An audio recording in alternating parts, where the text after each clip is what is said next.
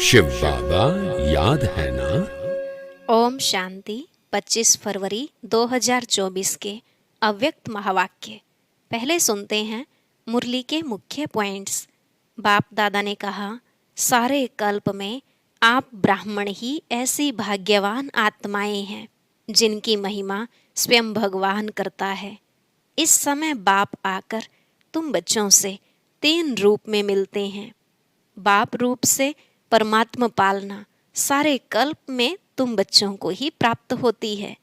यह परमात्मा प्यार पाकर आत्मा को सर्व संबंधों और सर्व प्राप्तियों का अनुभव होता है।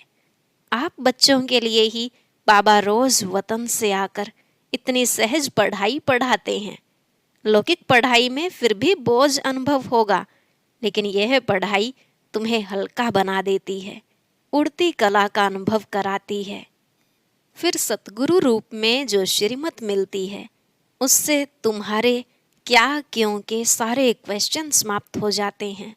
ऐसा सतगुरु कभी किसी को नहीं मिल सकता जिससे रोज इतने वरदान मिलते हों। बाबा ने कहा, सिर्फ 2 शब्दों में सारे चक्र की अर्थात ड्रामा की नॉलेज समाई हुई है। वह 2 शब्द हैं, बाप और आप। आप बच्चों के सभी प्रश्नों को समाप्त करने का साधन एक ही है, फॉलो फादर करना। जो चाहते हैं हम कभी हलचल में न आए, सदा अचल रहें, तो आज से अपनी सर्व प्राप्तियों की लिस्ट सदा बुद्धि में इमर्ज रखो। फिर किसी भी प्रकार का विघ्न वार नहीं करेगा। लास्ट में बाबा ने कहा, भविष्य के जीवन मुक्ति वाले संस्कार तुम्हें अभी संगम युग पर ही इमर्ज करने हैं। जब अभी से निरंतर कर्म योगी, सहज योगी और निरंतर मुक्त आत्मा के संस्कार आत्मा में भरेंगे, तभी उस नई दुनिया में जा सकेंगे। अब सुनते हैं महावाक्यों को विस्तार से। मुरली का सार, सर्व प्राप्तियों की स्मृति इमर्ज कर अचल स्थिति का अनुभव करो और जीवन मुक्त बनो। आज भाग्य विधाता बाप अपने विश्व में सर्वश्रेष्ठ भाग्यवान बच्चों को देख रहे हैं। हर बच्चे के भाग्य की महिमा स्वयं भगवान गा रहे हैं। बाप की महिमा तो आत्माएं गाती हैं, लेकिन आप बच्चों की महिमा स्वयं बाप करते हैं। ऐसे कभी स्वप्न में भी सोचा कि हमारा इतना श्रेष्ठ भाग्य बना हुआ है, लेकिन बना हुआ था, बन गया। दुनिया के लोग कहते हैं भगवान ने हमको रचा, लेकिन न भगवान का पता है न रचना का पता है।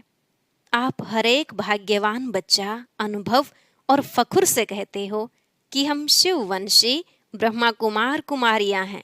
हमको मालूम है कि हमें बाप दादा ने कैसे रचा। चाहे छोटा बच्चा है, चाहे बुजुर्ग पांडव है, शक्तियां हैं।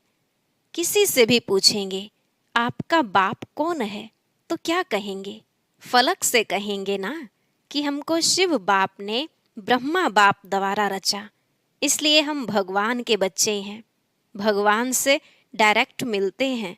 न सिर्फ परमात्मा व भगवान हमारा बाप है, लेकिन वह बाप भी है, शिक्षक भी है और सतगुरु भी है। सबको यह नशा है। फिर बच्चों ने ताली बजाई। बाप दादा ने कहा, एक हाथ की ताली बजाना। अभी यह भी एक्सरसाइज बुजुर्गों को सिखानी पड़ेगी। बच्चों को खुश देख बाप दादा भी खुशी में झूलते हैं और सदा कहते, वाह मेरे हर एक श्रेष्ठ भाग्यवान विशेष आत्माएं, बाप के रूप में परमात्मा पालना का अनुभव कर रहे हो। यह परमात्मा पालना सारे कल्प में सिर्फ इस ब्राह्मण जन्म में आप बच्चों को प्राप्त होती है। जिस परमात्मा पालना में आत्मा को सर्व प्राप्ति स्वरूप का अनुभव होता है। परमात्मा प्यार सर्व संबंधों का अनुभव कराता है। परमात्मा प्यार अपने देह भान को भी भुला देता, साथ साथ अनेक स्वार्थ के प्यार को भी भुला देता है। ऐसे परमात्मा प्यार, परमात्मा पालना के अंदर पलने वाली भाग्यवान आत्माएं हो। कितना आप आत्माओं का भाग्य है जो स्वयं बाप अपने वतन को छोड़ आप गोडली स्टूडेंट्स को पढ़ाने आते हैं। ऐसा कोई टीचर देखा जो रोज सवेरे सवेरे दूर देश से पढ़ाने के लिए आवे? ऐसा टीचर कभी देखा? लेकिन आप बच्चों के लिए रोज बाप शिक्षक बन आपके पास पढ़ाने आते हैं, और कितना सहज पढ़ाते हैं। 2 शब्दों की पढ़ाई है, आप और बाप। इन्हीं 2 शब्दों में चक्कर कहो, ड्रामा कहो, कल्प वृक्ष कहो, सारी नॉलेज समाई हुई है। और पढ़ाई में तो कितना दिमाग पर बोझ पड़ता है, और बाप की पढ़ाई से दिमाग हल्का बन जाता है। हल्के की निशानी है ऊंचा उड़ना। हल्की चीज स्वतः ही ऊंची होती है। तो इस पढ़ाई से मन बुद्धि उड़ती कला का अनुभव करती है, तो दिमाग हल्का हुआ ना। तीनों लोकों की नॉलेज मिल जाती है। तो ऐसी पढ़ाई सारे कल्प में कोई ने पढ़ी है? कोई पढ़ाने वाला ऐसा मिला तो भाग्य है ना। फिर सतगुरु द्वारा श्रीमत ऐसे मिलती है जो सदा के लिए क्या करूं, कैसे चलूं, ऐसे करूं या नहीं करूं, क्या होगा, यह सब क्वेश्चंस समाप्त हो जाते हैं। क्या करूं, कैसे करूं, ऐसे करूं या वैसे करूं, इन सब क्वेश्चंस का एक शब्द में जवाब है, फॉलो फादर। साकार कर्म में ब्रह्मा बाप को फॉलो करो। निराकारी स्थिति में अशरीरी बनने में शिव बाप को फॉलो करो। दोनों बाप और दादा को फॉलो करना, अर्थात क्वेश्चन मार्क समाप्त होना व श्रीमत पर चलना। यह मुश्किल है? पूछने की आवश्यकता पड़ती है क्या? कॉपी करना है, अपना दिमाग नहीं चलाना है। बाप समान बनना अर्थात फॉलो फादर करना मुश्किल है या सहज है? सहज है ना। 30 साल वाले हाथ उठाओ। अच्छा, 30 साल में मुश्किल लगा या सहज है? अभी देखो, 30 साल वालों को भी सहज लगा। तो आप जो पीछे पीछे आए उन्हों के लिए मुश्किल है या सहज है? सहज है ना। गर्मी के कारण सभी के हाथों में रंग बिरंगी पंखे हैं जो हिला रहे हैं। तो बाप दादा ने कहा, अच्छा है, पंखों की रिमझिम भी अच्छी लग रही है, सीन अच्छी है, नवीनता होनी चाहिए ना। तो इस ग्रुप की यह भी नवीनता है, यह भी टीवी में आ गया। अच्छा है, सभी भाग भाग कर पहुंच गए हैं। बाप दादा भी स्नेह की मुबारक देते हैं। देखो, और जो भी हद के गुरु होते हैं कितने वरदान देते हैं, 1 या 10, ज़्यादा नहीं देते। लेकिन आपको सतगुरु द्वारा रोज वरदान मिलता है। ऐसा गुरु कब देखा? नहीं देखा ना। आप लोगों ने ही देखा, लेकिन कल्प कल्प देखा। तो सदा अपने भाग्य की प्राप्तियों को सामने रखो। सिर्फ बुद्धि में मर्ज नहीं रखो, इमर्ज करो। मर्ज रखने के संस्कार को बदलकर इमर्ज करो।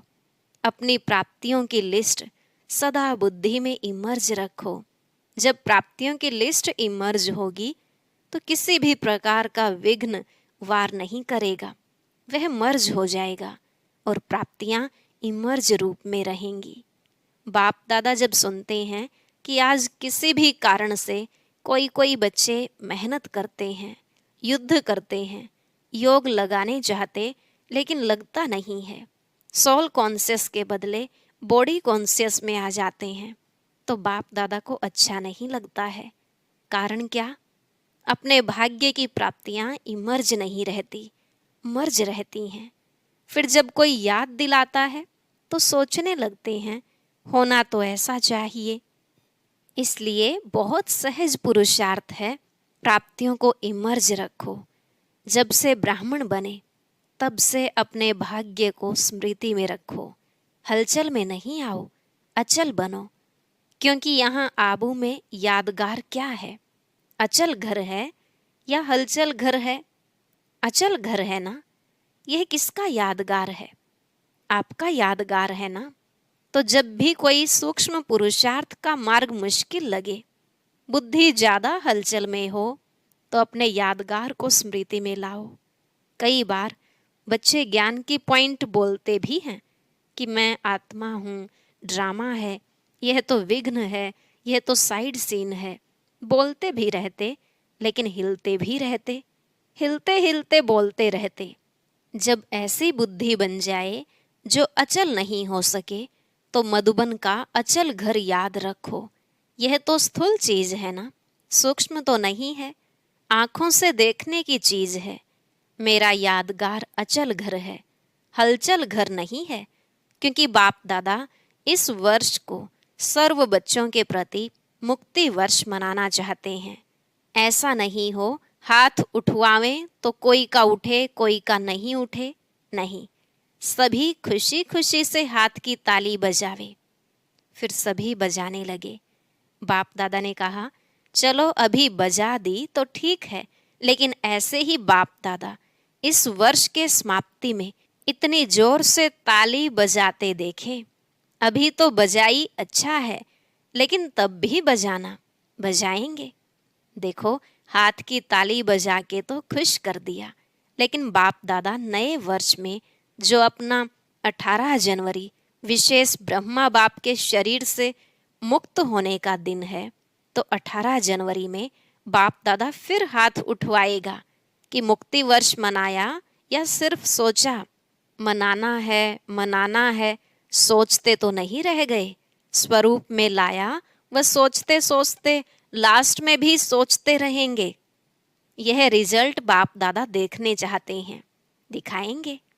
अच्छा, याद रहेगा ना?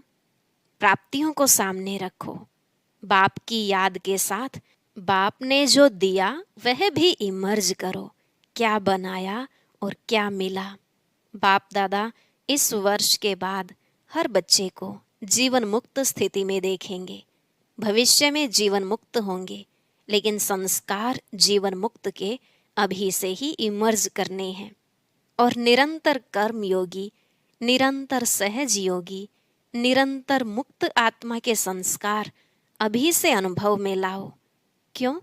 बाप दादा ने पहले भी इशारा दिया है कि समय का परिवर्तन आप विश्व परिवर्तक आत्माओं के लिए इंतजार कर रहा है। प्रकृति आप प्रकृतिपति आत्माओं का विजय का हार लेके आह्वान कर रही है। समय विजय का घंटा बजाने के लिए आप भविष्य राज्य अधिकारी आत्माओं को देख रहे हैं कि कब घंटा बजाएं। भक्त आत्माएं वह दिन सदा याद कर रही हैं कि कब हमारे पूज्य देवात्माएं हमारे ऊपर प्रसन्न हो हमें मुक्ति का वरदान देंगी। दुखी आत्माएं पुकार रही हैं कि कब दुख हरता सुख करता आत्माएं प्रत्यक्ष होंगी। इसलिए यह सब आपके लिए इंतजार व आह्वान कर रहे हैं। इसलिए हे रहम दिल विश्व कल्याणकारी आत्माएं, अभी इन्हों के इंतजार को समाप्त करो। आपके लिए सब रुके हैं। आप सब मुक्त हो जाओ तो सर्व आत्माएं प्रकृति भक्त मुक्त हो जाएं। तो मुक्त बनो, मुक्ति का दान देने वाले मास्टर दाता बनो। अभी विश्व परिवर्तन की जिम्मेवारी के ताजधारी आत्माएं बनो। जिम्मेवार होना, बाप के साथ मददगार हो। क्या आपको रहम नहीं आता? दिल में दुख के विलाप महसूस नहीं होते? हे विश्व परिवर्तक आत्माएं, अभी अपने जिम्मेवारी की ताजपोशी मनाओ। बाप दादा ने पहले भी कहा, 100 हिमालय जितने बड़े ते बड़े विघ्न भी आ जाएं तो भी हटेंगे नहीं, हार नहीं खाएंगे। ताजपोशी मुक्ति वर्ष अवश्य मनाएंगे।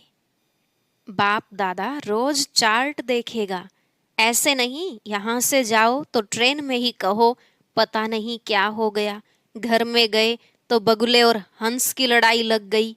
ऐसे नहीं कहना यह हो गया यह हो गया, यह नहीं सुनेंगे। आपके पत्र वेस्ट पेपर बॉक्स में डालेंगे, सुनेंगे नहीं। दृढ़ संकल्प करो, होना ही है। जहाँ दृढ़ता है वहाँ सफलता नहीं हो असंभव है।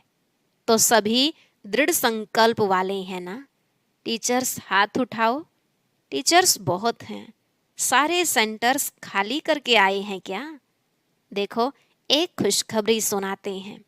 बाप दादा ने देखा, अभी देखा है, सुना है कि सर्व मधुबन वालों ने अपने परिवर्तन का लक्ष्य बहुत अच्छा रखा है।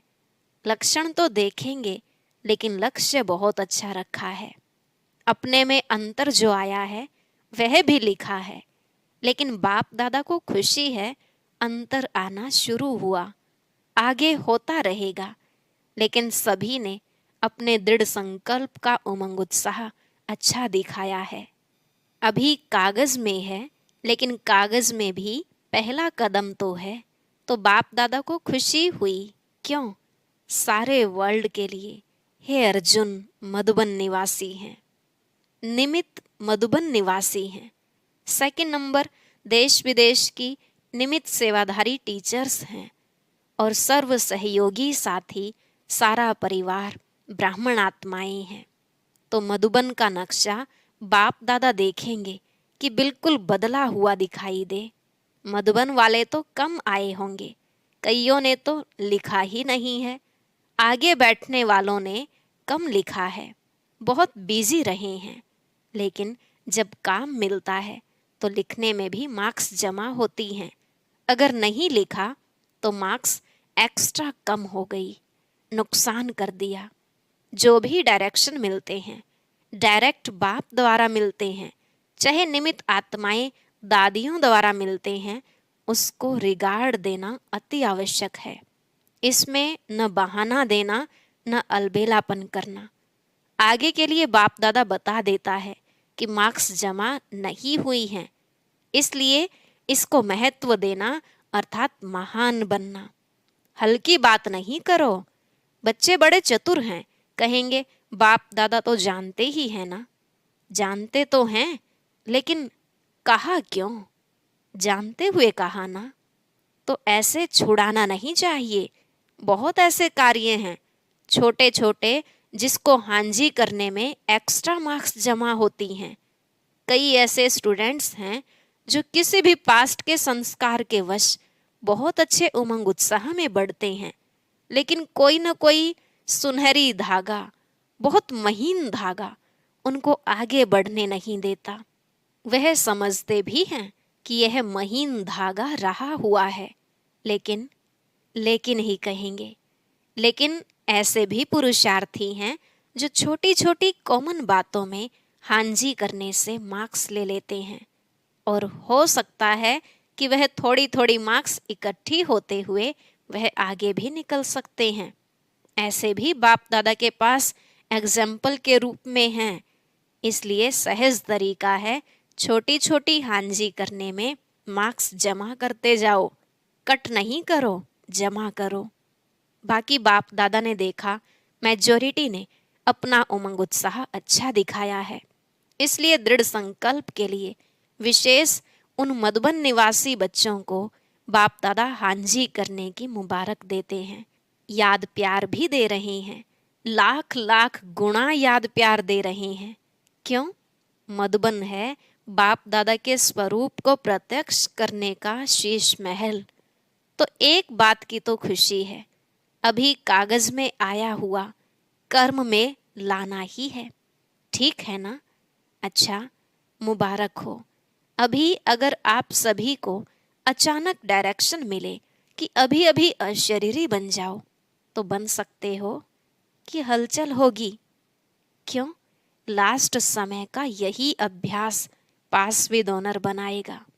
तो अभी बाप दादा भी कहते हैं, एक सेकंड में सब बातों को किनारे कर अशरीरी भव। बाप दादा ने फिर ड्रिल कराई।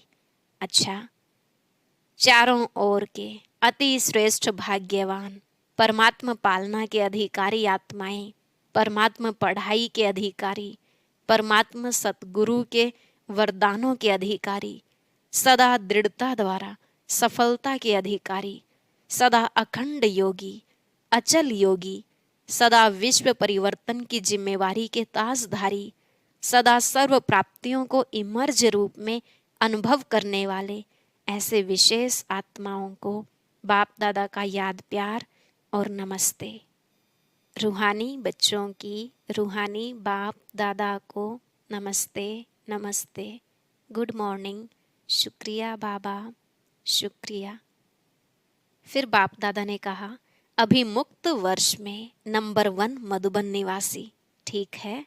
हो सकता है या मुश्किल है? बच्चों ने कहा, हाँ जी बाबा। बाप दादा ने कहा, फिर तो बाप दादा मधुबन वालों को भी गोल्डन बैज देगा। मधुबन वालों को बैज देना है और सभी को दिया है। मधुबन वालों को मुक्त वर्ष की प्राइज देंगे, अच्छा बैज देंगे आपको। अच्छा, आज का वरदान, ब्राह्मण जीवन में एक बाप को अपना संसार बनाने वाले स्वतः और सहज योगी भव। ब्राह्मण जीवन में एक बाप को अपना संसार बनाने वाले स्वतः और सहज योगी भव। बाप दादा ने कहा, ब्राह्मण जीवन में सभी बच्चों का वायदा है, एक बाप दूसरा ना कोई। जब संसार ही बाप है, दूसरा कोई है ही नहीं, तो स्वतः और सहज योगी स्थिति सदा रहेगी। अगर दूसरा कोई है तो मेहनत करनी पड़ती है, यहाँ बुद्धि न जाए वहाँ जाए। लेकिन एक बाप ही सब कुछ है, तो बुद्धि कहाँ जा नहीं सकती। ऐसे सहज योगी सहज स्वराज्य अधिकारी बन जाते हैं। उनके चेहरे पर रूहानियत की चमक एक रस एक जैसी रहती है। स्लोगन, बाप समान अव्यक्त व विदेही बनना, यही अव्यक्त पालना का प्रत्यक्ष सबूत है। बाप समान अव्यक्त व विदेही बनना, यही अव्यक्त पालना का प्रत्यक्ष सबूत है। अच्छा, ओम शांति। अब सुनते हैं आज की अव्यक्त मुरली। इसके लिए ऊपर दिए गए बॉक्स पर क्लिक करें।